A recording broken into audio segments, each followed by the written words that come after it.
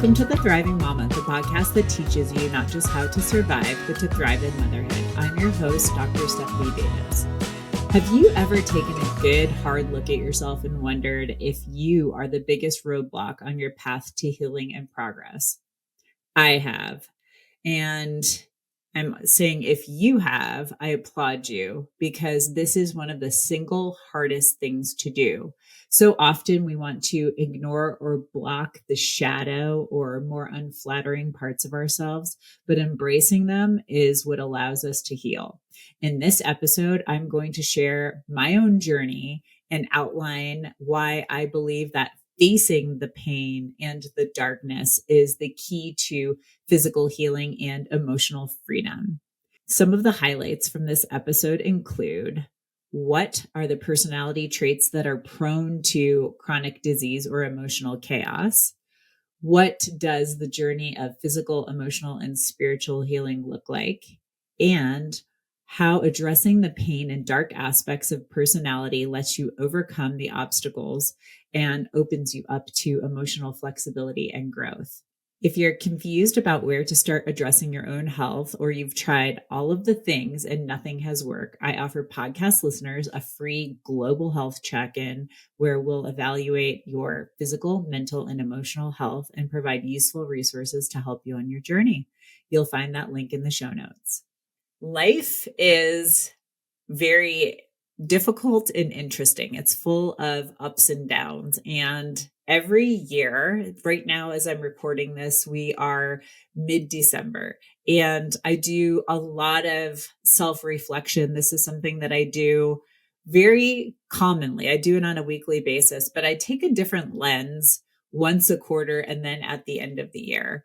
And typically at the end of the year, I'm looking at the year that I've had. But this year, something made me really look at my life, look at, where I was, as a child, a teenager, a young adult, and then now where I'm at. And it's really interesting because I can see my whole path in the lens of what we're going to be talking about today.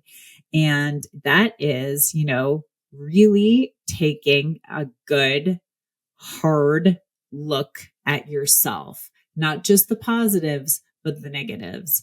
And we all have them. We all have light and dark. I don't want to say good and bad inside of us because, it's not necessarily bad, but it might be some less flattering aspects of our self and our personality.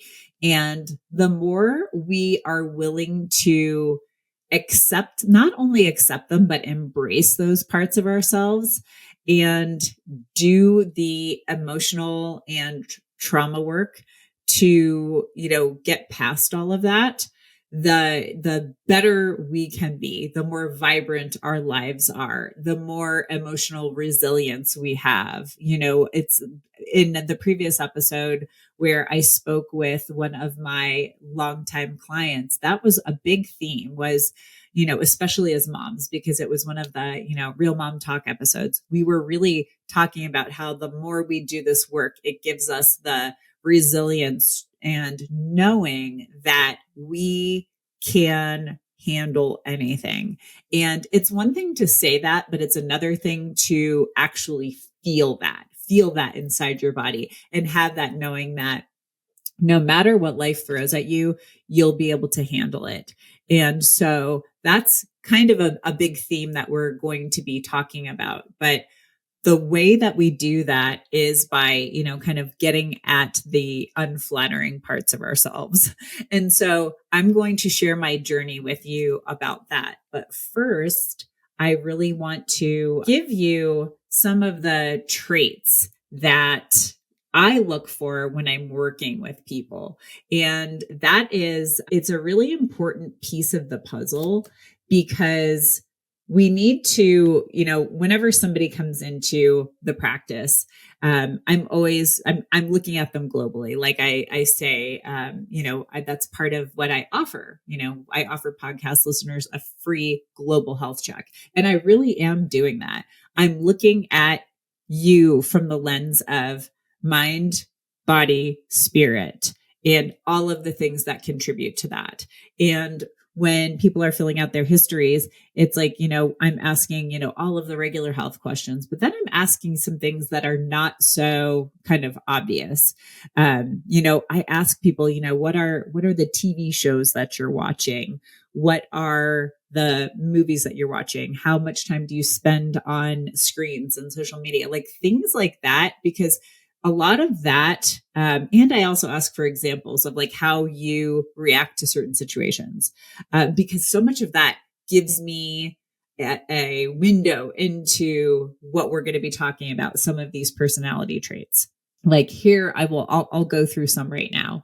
Some of the things that what we call the traits of people who have chronic illness, or I also say emotional chaos, because some people may feel healthy and be very well, but they're also the type of the person who's always looking for drama, or if there isn't any drama in their life, they are creating it, because that's kind of what their default is, or their kind of default operating mode. And that's what their nervous system views as normal. And so that's what it tries to go to. So it can be either chronic illness or emotional chaos, or both, because quite frankly, some people fall into both of those categories just due to a lot of life circumstances. And so some of those traits that we're looking for are, saying no means you can't handle something.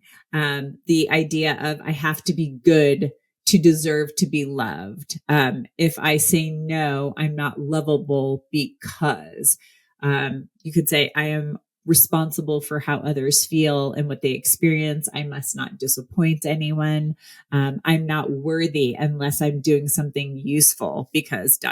That's a big one. That is a huge, huge, huge one I find in our society, because it's so skewed towards that like driver, doer, masculine side. And I know I've touched on that in a couple of episodes recently, kind of balancing that masculine driver versus the feminine calm aspect, calm and just resting and receiving aspect. Another one is if people knew how I really, really felt, they wouldn't like me.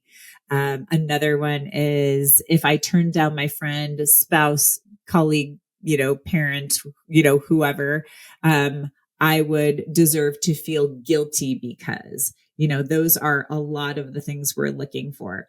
Another group of things that we're looking at are what we call in our realm self-mutilation programs, I should say, that result from childhood trauma.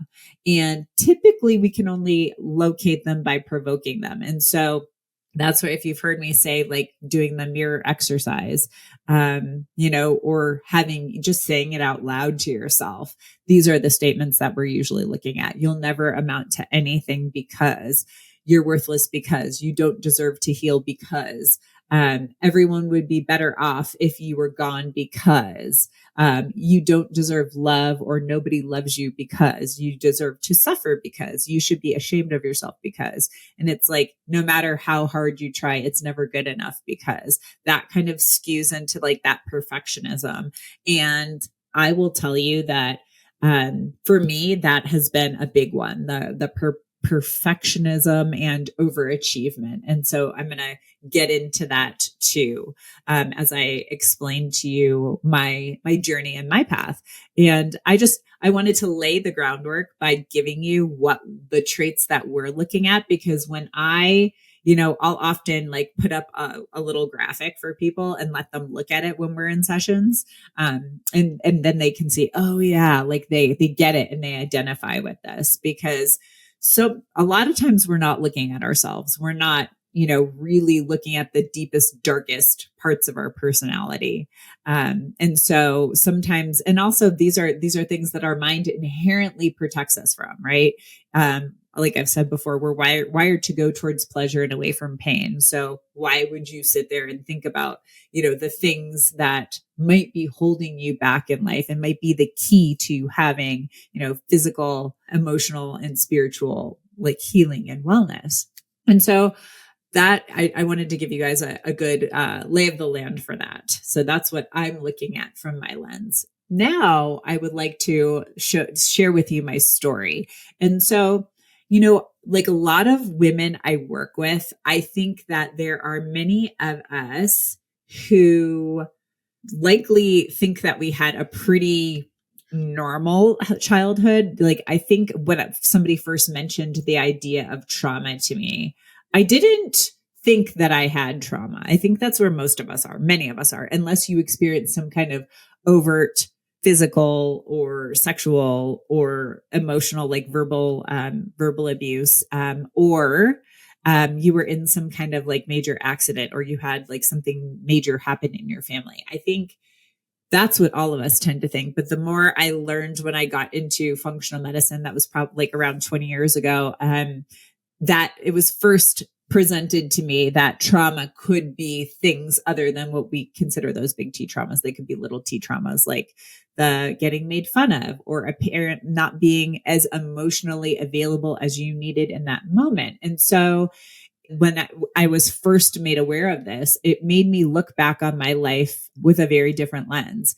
And it was interesting because I would say for the most part, I had a fairly normal childhood of somebody growing up in the 80s and 90s. And it's interesting because that was a very much a time where it was, the idea of kind of kids should be seen but not heard. And, we weren't allowed to have much of a voice or an opinion or a thought on anything. And our parents, like, they did a lot of stuff for themselves and not necessarily with us. I would say the childhood that my kids are experiencing is very different than mine. My parents went out on the weekends a lot and they did activities for themselves. And don't get me wrong, we played sports and stuff too, but that was very much a thing for them. Like my kids, they are with us the vast majority of the time. We do, have moments when we get out alone, but we, because life is busy, we try to spend as much time with our kids as possible. And we also, we do carve out time for ourselves, but we do try to kind of highlight our kids more and make sure that their emotional needs are being met and they're being heard, things that are very different from the way that my husband and I were raised. But when I look back at it, there are some times when, like I feel like the emotionally available parents weren't there. I had that. There were times when, I had who was my best friend at the time. Her parents were not the most awesome to other children. Let's just put it that way. And like the mom cornered me a few times, and that was very traumatizing for me because she was blaming her daughter's issues on me. And like, as a 8, 9, 10, 11-year-old, what do you do with that? And I didn't have anyone there to help me. But again, I also didn't feel safe telling anyone about it too. I didn't really tell my mom about that until a couple of years ago. So there was that, there was a lot of stuff that happened. Also, just like there were just different dynamics with like relationships. I didn't feel like I had my voice heard very much at home. And I also didn't feel like then that translated to like relationships with friends. I was extraordinarily shy to a fault. It was painful. I started to overcome that a little bit in college. My parents tried to force me to overcome that by putting me in things like speech class and then like a debate style class, like making me enroll in those. And that was like my biggest fear. Like I was the kid up there with the note cards in my face, just looking down. I would not look up at the audience at all. And obviously that comes from some deep seated emotional stuff, right? Like I did not, I guess, feel confident or deserving of being seen or heard because of, what happened in my childhood. And it's like, for me, like, I really want that to be different for my kids because I feel like I have been overcoming that obstacle for a very long time. And then I did, I started, your identity, you really understand identity like around 5 years old, give or take a little bit, right? That's when kids understand they're not really a part of their mom. They're not, you guys aren't like one, you're not attached. And your personality starts coming out. But I feel like mine was suppressed for a very long time. And my real personality didn't start showing up until I was probably in high school, a tad, college, and then beyond. I felt more comfortable showing the world who I was. And so, yeah, I like, there's lots of like pieces of that for me that I had to unravel. But then also there is the aspect of like, how did all of these things manifest? For me, I became like the smart girl. Like I was always known for, doing well in school. Interestingly, I kind of look back on my life and find myself a little bit of a chameleon because I was smart. I did very well in school pretty easily. I didn't have to try very hard. I was an athlete. I played a lot of sports. I was never the best, but I was always a pretty decent athlete. Art. I was a pretty decent artist. Within our school, I placed in the art fairs. I never won it, and I was never one of the top prizes, but I was always like third or like one of the honorable mentions or something like that. So I had a lot going for me, and I also had friends in all of those realms, but I didn't feel strongly attached to any of them. It was very interesting. Like I said, it was like a chameleon. I kind of like wove my way in between all of these different groups of people. And then in high school, that even like I was friends with what you would call kind of like the cool kids, but I wasn't like in their kind of inner circle. I was kind of in the outer circle, but they were nice to me. They didn't bother me. They were never unkind to me, which was interesting too. But like I said, like I had groups of friends who were like artists and drama kids. And then I had my friends who were like the smart kids, and I had friends who were athletes. And then I had, some of the cool kids who were my friends too. So it was kind of interesting. And I still, it was that black sheep thing, never felt like I belonged. But one thing I could always hang my hat on was being smart. And so that ended up being the major source or external source of validation for me, what drove me. Right. And so that became almost an addiction. So even in high school, I can remember like getting awards. Like I was super excited to get like the science award or like the biology award. Whenever I got academic awards, I thought that was awesome. I got like the geography award, stuff like that. In college, like, and then in high school and college, making the honor roll or dean's list, things like that. Then graduating with honors. And then after I graduated, and then went to school again, graduated with honors. And then also, it was then getting certifications, and then more advanced degrees. And like from the functional medicine aspect, like I have a gazillion certifications, so many that I don't even put them on my resume anymore. And then that started after I did the functional medicine side. I started doing it in the trauma and emotional realm. And as many of you know, I'm finishing a master's degree in the, kind of trauma and emotional realm, but it's very different for me this time. I recognized several years ago that I was placing my value so much and my worth on achievement and perfectionism too. I always say like, I don't even say I'm a recovering perfectionist anymore, because that's not something that I'm striving for. I strive for progress and I strive for balance and health, but that was not part of my journey. Like most of my journey, and probably why my adrenals were shot in college, I literally used to get sick on every break, whether it was spring break or like Christmas break. I would get sick because it was like I was like driver, push, push, push. And then my body was finally like, oh, I can take a break. And I wasn't usually just a little illness. It was pretty significant. So it was like I was always teeter-tottering in that, space. And then when I came home from college, my senior year for Christmas, I actually was working out, and my adrenals had to be shot like at 22 years old, and I passed out. And it was probably a combination of like stress and blood sugar. And I passed out in the shower, and it was all this big thing. It was totally embarrassing and mortifying having my parents come in and, find me passed out naked ass in the shower. So yeah, that was interesting. But then it was very telling. It was very telling of the next stage of my life, where there were lots of times when I did things that I didn't want to because I didn't have the voice or the courage to say no in my young adulthood, to like men and other things that looked very different, 10 years later. But, I was in a relationship. It was not bad by any stretch of the imagination, but I was just not happy.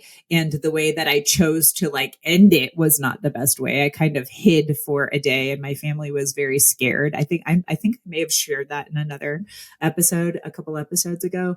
But yeah, I didn't handle it well. I was not given the emotional tools to handle it well, but I also just even if I had the emotional tools, I don't know that I would have, because of all of the self-limiting beliefs and mindset issues that I had that were holding me back from being my true self. And obviously in your early, teens, 20s, it is very much a game of trial and error and self-discovery. And my 30s, I felt a lot more secure in who I was, but not completely. I went through some stuff. I got married to, and I may have mentioned this before too, but I got married to a guy who was great, but I wasn't his priority. And so I finally listened to all of the, bells in my head, all of the warning signs, the red flags, and left that relationship. That was hard. I felt like I handled that better because I had done a little bit of work, but still probably could have handled that situation better.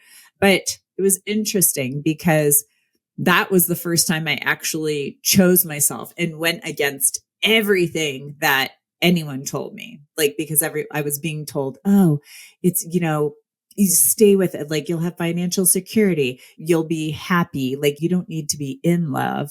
All of those things I was getting from my elders, so to speak. And quite honestly, people who I would not want to model my life or emotional journeys after, obviously no disrespect or negativity towards them, but I have made a conscious effort to make different changes in my life so I don't have the outcomes that some of these people have. And so there's, all of that stuff. And what's interesting is that I started doing, I was aware. Like I said, I started about 20 years ago learning about the role of the emotional and the spiritual side in health. But it didn't really hit me until I would say when I started doing the work on myself about 12, 13 years ago, that the significance of it. And I feel like it kind of came to a head this year. And I would love to share that kind of journey with you, because I started doing some of the work. I know I've told you I've done all of the things, but I started off with talk therapy, and then also having a few friends who were in the, more trained in different modalities. One of them had shaman training, and another one had done some other kind of emotional and trauma work training, and talking about things with them and working things through with them along with the talk therapy. And I could say from my own personal experience, the talk therapy helped to some extent, but it was a lot of talking, the therapist listening to me, and then, giving me frameworks. Right. So that was, kind of helpful to start the journey. I actually got the, kind of simultaneously more benefit from talking with my friends who had done the shaman training and the emotional and trauma work training, because they were giving me more context and understanding to why everything was happening and why I felt the way I did, and actually giving me actionable methods to try to change things. And that worked for a while. And, then it didn't. And it was interesting because the way that I tell people to, try to figure out what's going on in their lives, how much are you triggered? Like when you're triggered by something, how long is it? How long are you feeling it? And so I started really paying attention to that stuff and realizing there were people in my life that were major triggers. And then there were just some instances, like experiences that were triggers. And I started doing EMDR, a little, and then tapping. And that's EFT, freedom technique, for those of you who don't know what that is. And that helped too. But again, I still found that I was triggered by certain things and certain people. Close relationships can be very hard, especially like with parents, right? Parents and siblings, the people who were the closest to us.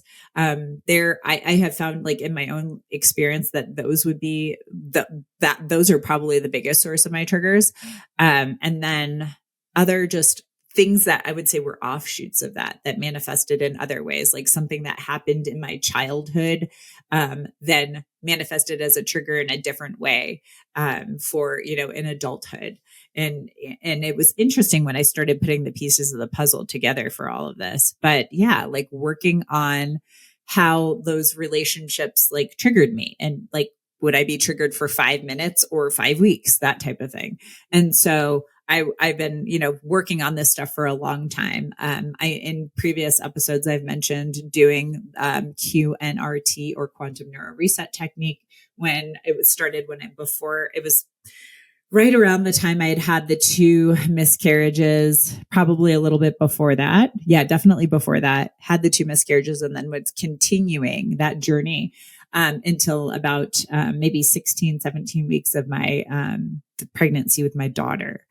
And that was huge. That, I would say, it's closest to the modalities that I use now with the HMT, but it was much more transformative. So much so that I had to stop in the middle of the pregnancy, when I was pregnant, because it was just too many emotions and there was no resolution. And sitting with really big feelings when you're already extraordinarily hormonal is difficult. So I stopped, and then I went back to it probably a couple of years after my daughter was born. And that was in the realm of, I was doing more. Then I did a meditation certification and training.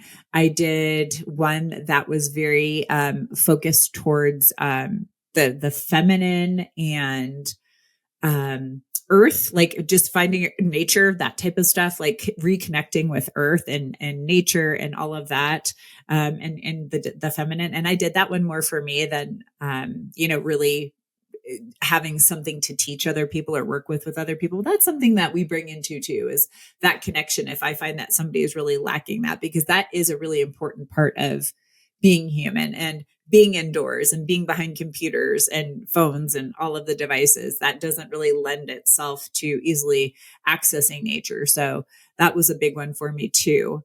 And so that one, like I said, I did that one for myself. And then after that was when I started doing the training in the HMT, or the holographic manipulation therapy.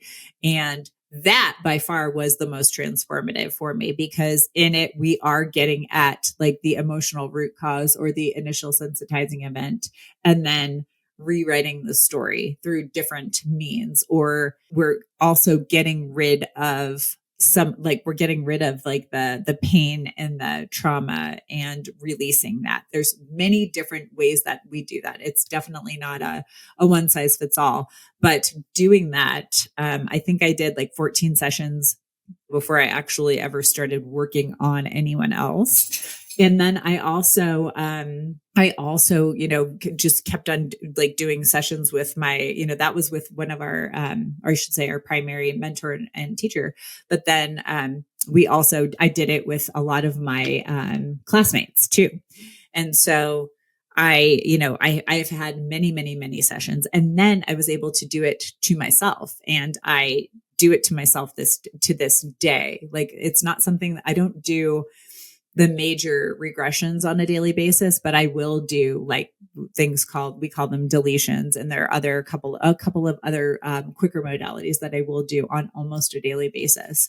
And I also, this calendar year went to it was a business retreat, but we knew that there was going to be there was a spiritual and emotional healer there, and she is a Dr. Divi, and absolutely insanely fantastic. And so I went through that too, and that was pretty profound. And I think I mentioned that it reminded me of the importance of sometimes having somebody else hold the space for me in the healing process, and that it doesn't always have to be myself, because that can be hard when you're doing it, for yourself all the time.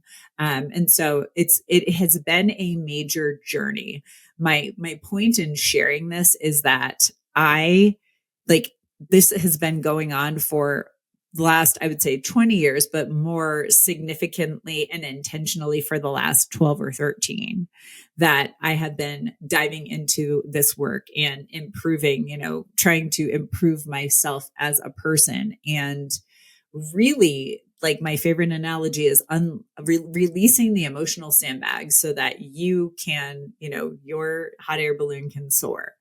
And that I think I finally have gotten to the place, like, in the past, I'd say 2, 3, probably 4 years, the triggers that were largely there are not there anymore. Like the familial triggers and, I'd say the little bothersome day-to-day triggers, but every once in a while, something will come to the surface that I am aware of that I know I need to deal with. And it's interesting because I know a few other people who are in this realm who do a lot of like the emotional and trauma work.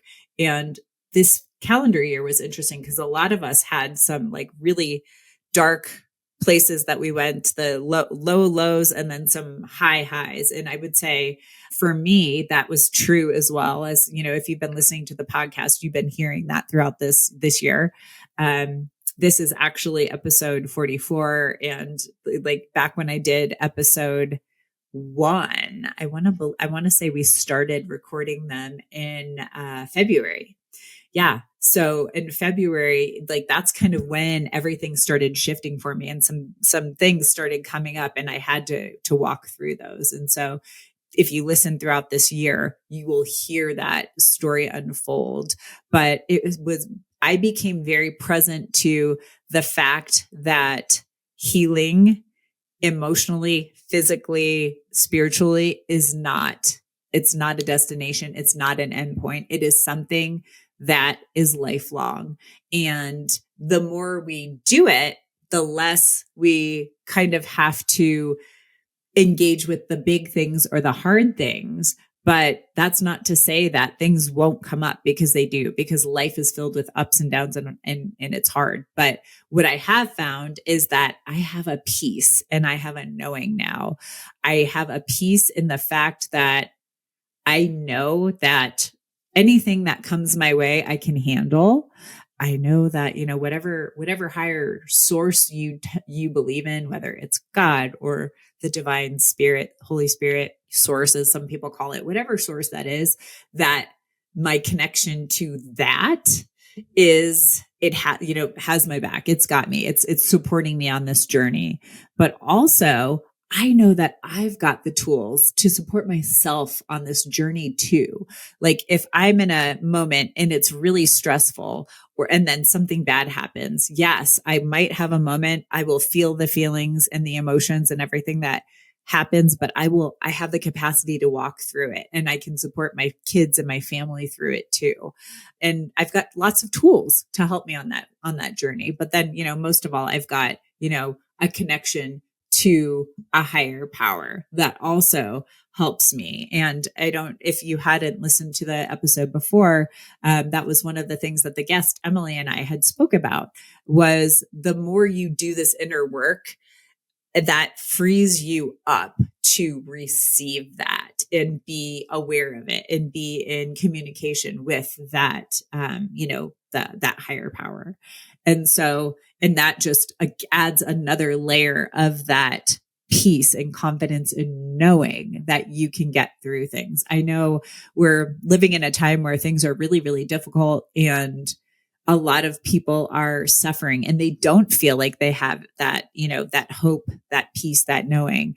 And I just, one of the big messages that I have is that, if you are willing to face the darkness, the pain, just one step at a time, you can do this. And it is the key to physical healing, emotional healing, emotional freedom and spiritual freedom. So that is why I, kind of pound this message in, because it really is. And I have physically, I have felt that, this calendar year has been filled with ups and downs for myself and my family. I would say the last 2 years have had a fair amount of challenges, but the more I do this work, the more I am okay and know that even though something might be extended, that there is light at the end of the tunnel, so to speak. And I just really wanted to highlight that, like, this is a journey. It's something that you need to be, being mindful of and being aware of allows you to handle these things and then move on rather than sitting with them and stewing or repressing, right? I should say, I've said this, but again, it's suppressing. When you actively, shove something down, it's suppressing. When it just kind of unconsciously happens, it is repressing. But going back and handling these hard things, it is really, really important. And it's like, for me, I know that one of that perfectionist drive was self-worth. Somewhere along the road when I was 0 to 5 years old, I got the message that I wasn't worthy or deserving. And so the way that I was proving myself and the way that I was trying to be seen was by achieving in many different ways, but especially like achieving academically. So that kind of became my go-to, like that external. I was getting lots of validation from the outside, but nothing on the inside. And that I became so present to in the last several years. It's like I made the comment back in the day. My mom and dad were like, "Are you ever going to stop getting degrees? Are you ever going to stop, doing all of this stuff?" And in my head, I said no. But I mean, the truth of the matter is to be good and relevant at what you do, it is a lifelong learning process, but that doesn't mean you have to always have like a certification or an outcome associated with it. Like, just for me now, getting the knowledge and experience and being able to share that with people is enough. And it's so incredibly fulfilling. I don't need that, degree, so to speak. And it's really interesting because, the HMT certification that I did became a master's degree, and we were grandfathered into it if we completed the certification. And it was funny because normally old me would have said, "Oh, I've got to complete it right now. And I've got to, be the best and blah, blah, blah." But because I've got, I'd say, more clarity on life and just, I've got kids, I've got my practice, I've got my family. There's so many things that I have going on in my life that it is just another piece of my life and another piece of the puzzle. So I wasn't like sprinting to the finish. I'm getting closer, but it's one of those things. I wasn't sprinting to the finish because I was like, hey, I did the certification. I already have the tools. I'm able to help and serve people. I don't necessarily need this extra feather in my cap. And so I would say perfectionism and the like achievement were some of my like shadow parts. Also, not speaking up for myself because like when I said earlier, like, when you say like, I can't speak my truth because X, Y, or Z, I would not speak my truth because I was afraid of what other people would say. I cared about what other people thought and their opinions. And I'm at a point now where I don't. There are precious, precious few people who I care about, that I shouldn't say care about. I care about what they think, right? Obviously, I want to show up in the world as the best version of myself, but I know I'm not for everybody. Just like the next person, I may or may not, they may or may not be for me. Like, and I'm totally fine with that. Whereas a couple years ago, that would not have been the case. I don't feel compelled to have everybody like me. And this is where it speaks to that emotional freedom. It is so freeing to not have to be perfect and not have to have everybody like you. There's a lot of that. It was interesting because I was confronted with this challenge during the pandemic because I had posted on we had just bought season passes to one of the local ski hills here. It wasn't even like one of the big passes, but it was one of the local ski hills because we wanted to get our son snowboarding. And I was really frustrated because we barely got to use it and the pandemic hit.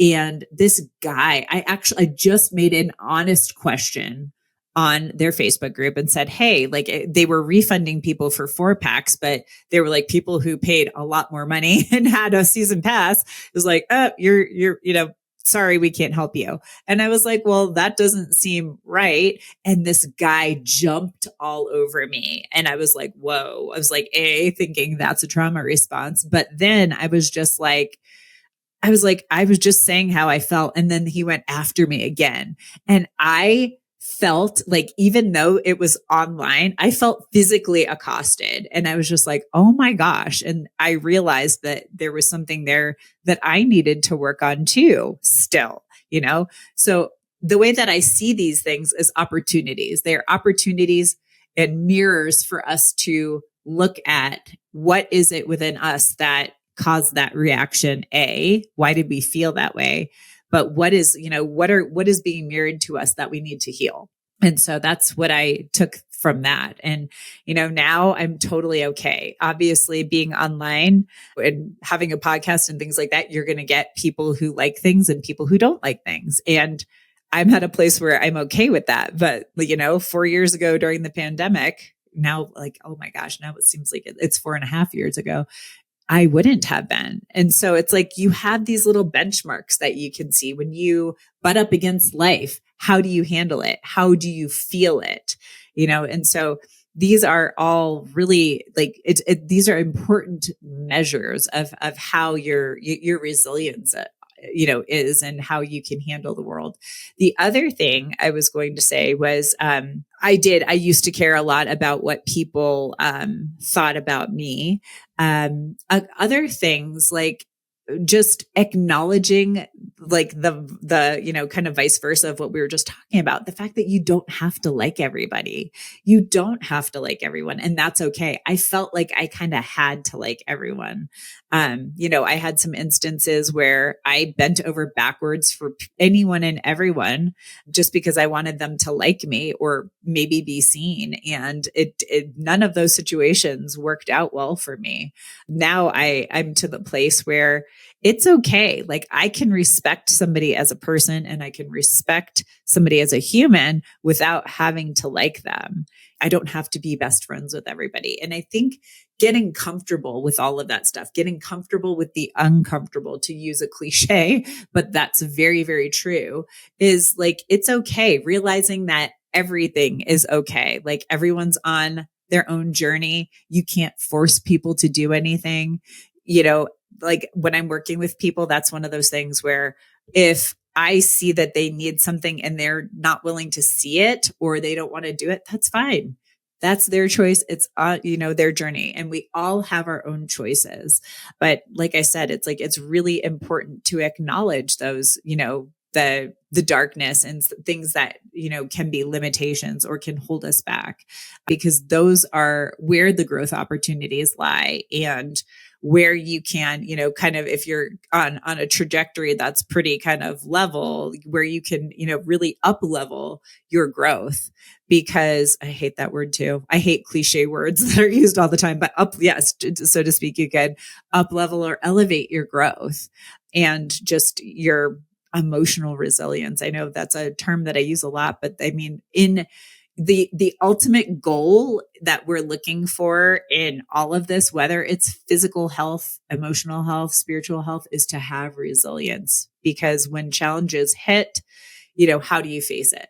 That is our ultimate goal. The other goal is just what I was talking about before, that peace and that knowing that things will be okay. And it's interesting because I will say, my thoughts and my emotions and brain patterning have changed. Back that person I was talking about, 20 years ago, she was definitely in the victim mentality. I was in the space where I was blaming people for what was happening to me and why I felt the way I did. And it was in that portion of time when I was, doing a little bit of the talk therapy and then, talking with my two friends, that apparently the seed was planted. And I, sat up in bed the one day and said, hey, the healing has to come from within. No one else can do this for me but me. No one else is responsible for me but me. And no one else is to blame. They were all dealing with their life circumstances. That's kind of one of those things that I've talked about with parents and grandparents. It's like, yeah, they may not have been perfect, but they were, handling life the best they could with what they were given. Right. And so that's where, for me, especially because that was another, kind of piece of the puzzle of the victim mentality or the blame. For me, like, I was like, this is what I was given, and I'm choosing to take responsibility and take action for how I respond to it. And that is the difference. I still see people in my life to this day who choose to blame other people for their physical and emotional ailments. And now I don't try to fix those people. I just let them have it. It is their journey. It can be a gift if they choose to be. And it's one of those things where you get just a lot more confidence and just peace in the world when you get to this point. And that's why doing the work and doing it in an ongoing fashion is really, really important, because I really want for everybody to be able to experience this, the knowing and the just contentment that comes with that. And that's not to say, by no means am I perfect. I know I'm still a human. I'm still very flawed, but I have better tools than I did even yesterday, than, a year ago, 5 years ago, 10 years ago. And I'm able to show up in the world as a better version of me. And I'm able to be a better mom because of that, and a better spouse, and a better friend, and a better, sister, daughter, all the things because of that, all of the different hats that I wear because of that. And that makes me happy that I can do that. And I also, like I said, like my whole thing is being able to serve people and really serve moms, because I feel like moms are really stuck in this space of, just going through the motions and going through life and not really being able to have that awareness and address the dark and the pain. And so I really wanted to share this story with you all because it has been on my heart and in my consciousness quite a bit lately. And I felt like it was a good time, especially piggybacking the podcast from last week, where we kind of got into what this looks like for moms who I've worked with. And so I just wanted to leave you with the fact that you're amazing. You can do hard things. When you become aware, it's a gift. It's a gift to know that there are things that you can change to give yourself a better life, to give your kids a better life. If you made it this far, I truly appreciate you. Remember, knowledge is just the beginning. Taking action is what truly sparks change. If you're overwhelmed and don't have enough energy to make it through the day, I invite you to book a free 20-minute coaching call with me. It's a no-obligation chat where we can discuss your health goals and how I might be able to help you achieve them. Visit the link in the episode description to book that call. Until next time, keep striving for wellness, and remember, you have the power to not just survive, but thrive in motherhood.